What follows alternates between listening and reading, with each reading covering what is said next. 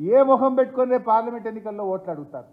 మేము మీకు నోటరీ డాక్యుమెంట్లు ఇచ్చి మేము బాండ్ పేపర్ల సాక్షిగా రాష్ట్రంలో రైతుల్ని మోసం చేసినాం, మా కాంగ్రెస్ పార్టీకి ఓటేయండి అని అడుగుతారా? 10 ఏళ్లలో ఎప్పుడు లేని విధంగా 20 లక్షల ఎకరాల్లో పంటలు ఎండబెట్టినందుకు కాంగ్రెస్ పార్టీకి ఓటేయమని అడగడానికి వస్తారా? నీటి నిర్వహణలో వైఫల్యం చెందాం, కరెంటు సరిగా ఇవ్వలేకపోయాం, మీ మోటార్లు గాలబెట్టాం, ట్రాన్స్ఫార్మర్లు కాలిపోయి రైతుల మీద అదనపు భారం పడ్డందుకు కాంగ్రెస్ పార్టీకి ఓటేయమని అడగడానికి మీరు గ్రామాల్లోకి వస్తారని నేను అడుగుతా ఉన్నా. ఇలా కాంగ్రెస్ పార్టీ పరిస్థితి ఎట్లా తయారైందంటే వాళ్ళకి అసలు తీరిక లేదు. ఎంతసేపు ముఖ్యమంత్రి గారు నేను పార్టీ కోసం గేట్లు తెరుస్తా, నేను గేట్లు తెరిచిన రాండ్రి పార్టీలోకి, ప్రతిపక్ష నాయకుల ఇళ్లలోకి పోయి బతిలాడి కండువాలు కప్పుతున్నాడు ముఖ్యమంత్రి గారు.